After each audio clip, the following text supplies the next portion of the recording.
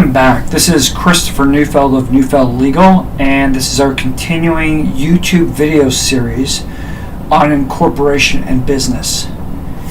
In this particular YouTube video, we're going to be looking at ideas related to choosing the appropriate company name for your business when you're incorporating. The first suggestion is to make the name distinct but not difficult. You want it to stand out, but you don't want it to be hard to forget. Such it leads to point number 2, and that is to make the name memorable. You want people to hear the name and walk away remembering the name. You don't want them confused, you don't want them misunderstanding it, and you just don't want to make it too strange such that they pack it away and forget about it. Third, you want to avoid unusual spellings. It's putting in different letters, strange letters, hyphenating it, trying to make it play on words. It's always problematic because people more often than not are using internet search engines to recover or remember names. And if you use some weird spelling, people are going to have a hard time finding it. Fourth, avoid acronyms or internal meanings unless you're not wanting to market out the name. A couple letters strung together that have no sense other than to the owners is not going to be entirely helpful to somebody out there in the public.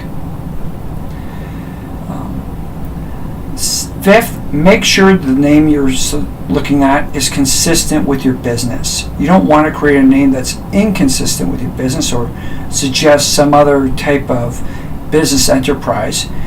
It's going to confuse people and it's going to attract the wrong people both to your business and to your advertising, which is going to be a waste of money. Sixth, make sure that there is no overlap, in particular overlap with your competitors. You don't want to get a name that suggests something else, going to drive somebody to your competitors, because they've already built up their name and it's going to be difficult, if not impossible, to overtake them with respect to a particular variant of a name. Furthermore, it would open you up to lawsuits. As such, number 7, research the name for similarities. You're going to start your research typically with internet search engines, and you also want to do some specific searches of trademarks. In the US, you're going to be looking at www.uspto.gov, which is the United States Patent and Trademark Office. And in Canada, you're going to be looking at your trademarks through www.ic.gc.ca and follow that through to the trademark search opportunity. Furthermore, in Canada, you're going to want to undertake a nuanced name search and name reservation to protect your name if you find it to be free. And on the flip side, in the United States, you're going to be going to do a name search and name reservation on a state-by-state basis, so you're securing the name. Furthermore, given the prevalence of the internet and web searching, you're going to want to ensure that you can retain the internet domain name for the particular business name.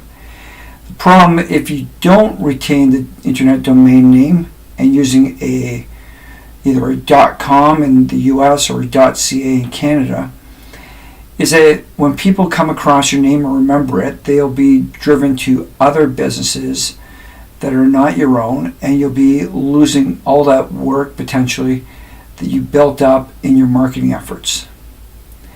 And finally, test your suggested company name with real people. See if they really respond to the name, and actually take the opportunity to search out multiple names, because you want to make sure that it's not just sounding good with yourself and technically sounding appropriate, but you also want to make sure that the name actually resonates with people. So those are some suggestions with respect to choosing a company name.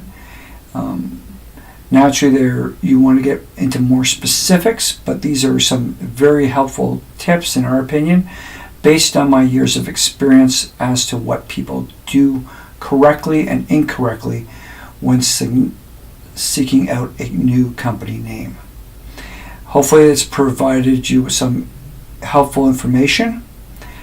Please subscribe to our YouTube channel, and until next time, thank you.